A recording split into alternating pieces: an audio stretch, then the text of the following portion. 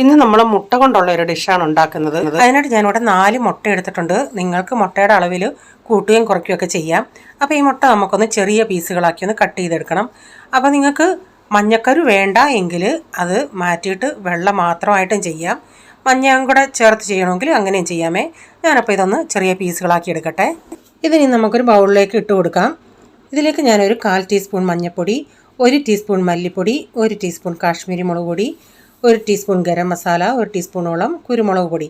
ഇപ്പോൾ തന്നെ ഇതിലേക്ക് കുറച്ച് വെളുത്തുള്ളി ചെറുതായിട്ട് അരിഞ്ഞതും പച്ചമുളക് അരിഞ്ഞതോടെ ചേർക്കേണ്ടതാണ്. ഞാൻ ഈ സമയത്ത് മറന്നുപോയി, ഞാൻ പിന്നീടാണ് ചേർക്കുന്നത്. ഈ സമയത്ത് വെളുത്തുള്ളി അല്ലിയും പച്ചമുളകും ചേർക്കണേ. അപ്പോൾ ഞാനിതിലേക്ക് കുറച്ച് കടലമാവ് ചേർക്കുന്നുണ്ട്. കടലമാവ് നമുക്ക് ആ മുട്ട ഒന്ന് കോട്ടിംഗ് ആയിട്ടിരിക്കാൻ വേണ്ടിയാണ് കടലമാവ് ചേർക്കുന്നത്. ഞാനൊരു 6 ടീസ്പൂൺ കടലമാവ് ചേർത്തു. എന്നിട്ട് ലാസ്റ്റിൽ കോട്ടിംഗ് കുറവായതുകൊണ്ട് ഒരു 2 ടീസ്പൂൺ കൂടെ ചേർത്തായിരുന്നേ. ഇതിലേക്കൊരു മുട്ടയും കൂടെ പൊട്ടിച്ചൊഴിച്ചിട്ട് നന്നായി ഇതൊന്ന് മിക്സ് ചെയ്യാം. കൈ കൊണ്ട് മിക്സ് ചെയ്താലും കുഴപ്പമില്ലേ. ഞാൻ ഇപ്പോഴാണ് വെളുത്തുള്ളിയും ഒരു 12 അല്ലി വെളുത്തുള്ളിയും ഒരു പച്ചമുളക്, എരിവിനനുസരിച്ച് പച്ചമുളക് ചേർക്കാം. ഇത് ആരംഭത്തിലേ ചേർക്കേണ്ടതാണ്. ഇനി നമുക്ക് കുറച്ച് ഓയിൽ ഒഴിച്ചിട്ട് ഓയിലൊന്ന് ചൂടായി വരുമ്പം ചെറിയ ചെറിയ ഉരുളകളാക്കി ഇതിൽ നമ്മൾ ഈ ഉണ്ടാക്കിയ മുട്ട നമുക്ക് ഇട്ട് കൊടുക്കാം. അപ്പോൾ മുട്ട ചേർന്നതുകൊണ്ട് ഓയിൽ ഇച്ചിരി പതഞ്ഞ് വരുവേ. തീ ഇച്ചിരി മീഡിയം ഫ്ലെയിമിൽ ഇട്ട് വെക്കണേ. ആ മസാലയൊക്കെ ഒന്ന് വേവണം. അപ്പോൾ മീഡിയം ഫ്ലെയിമിലിട്ട് തിരിച്ചും മറിച്ചും ഒക്കെ ഇട്ട് കളറാകുമ്പോൾ നമുക്ക് ഇങ്ങനെ കോരിയെടുക്കണം. കാരണം ആ കടലമാവൊക്കെ ഒന്ന് വേവണം.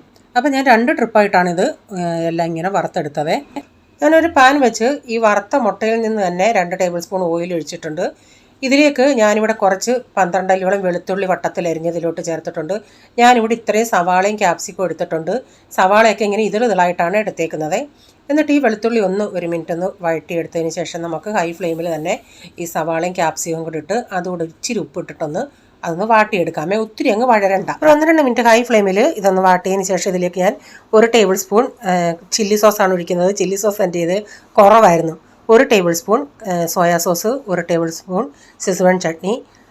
ടൊമാറ്റോ സോസിൻ്റെ അളവൊന്നും ഞാൻ പറയുന്നില്ല. ഞാനൊരു 3 ടേബിൾ സ്പൂൺ ഒഴിച്ച് പിന്നെ നിങ്ങൾ ടേസ്റ്റ് നോക്കിയിട്ട് നിങ്ങളുടെ ടേസ്റ്റ് അനുസരിച്ച് ചേർക്കാമേ. ചില്ലി സോസ് എല്ലാം നിങ്ങളുടെ ടേസ്റ്റ് അനുസരിച്ച് ചേർക്കാം. ഇതിലേക്ക് ഞാൻ 1.5 ടേബിൾ സ്പൂൺ കോൺഫ്ലോർ എടുത്തിട്ട് ഇത്രയും വെള്ളത്തിലൊന്ന് കലക്കിയിട്ട് അതുകൂടെ ഒന്ന് ചേർക്കുന്നുണ്ട്. എന്നിട്ട് തീ ഏറ്റവും കുറയ്ക്കണം. കാരണം കോൺഫ്ലോറൊക്കെ നമുക്കൊന്ന് വെന്ത് കിട്ടണം. 1 ടേബിൾ സ്പൂൺ വിനെഗർ കൂടെ ചേർക്കുന്നുണ്ട്. എന്നിട്ട് ഒരു പിഞ്ച് പഞ്ചസാരയും കൂടെ ചേർത്തിട്ട് നന്നായി ഇതൊന്ന് മിക്സ് ചെയ്യാം. അപ്പോൾ ചെറിയ രീതിയിൽ ഇതൊന്ന് മിക്സ് ചെയ്ത് ആ കോൺഫ്ലോറൊക്കെ ഒന്ന് വെന്ത് വന്നപ്പോൾ ഇതിലേക്ക് നമ്മൾ വറുത്ത് വെച്ച മുട്ട ഇട്ട് കൊടുത്തിട്ട് നന്നായി ഒന്ന് മിക്സ് ചെയ്തെടുക്കാം. ലാസ്റ്റിൽ ഞാൻ 1 ടീസ്പൂൺ കൂടെ കുരുമുളക് പൊടി ചേർത്തിട്ടുണ്ട്. അപ്പം നമ്മുടെ എഗ്ഗ് മഞ്ചൂരിയൻ ഇവിടെ റെഡി ആയിട്ടുണ്ട്. ഇത് ചപ്പാത്തിയുടെ ഒക്കെ കൂടെ കഴിക്കാൻ അടിപൊളി ടേസ്റ്റാണ്. ഇത് നിങ്ങളും ട്രൈ ചെയ്ത് നോക്കുക. ഈ വീഡിയോയുടെ ഫുള്ളായിട്ടുള്ള വീഡിയോ ഞാൻ ബിജീസ് കിച്ചൻ ചാനൽ വ്ലോഗിൽ ഇട്ടിട്ടുണ്ട്. അപ്പോൾ ഇന്നത്തെ വിശേഷങ്ങൾ ഇതൊക്കെയായിരുന്നേ.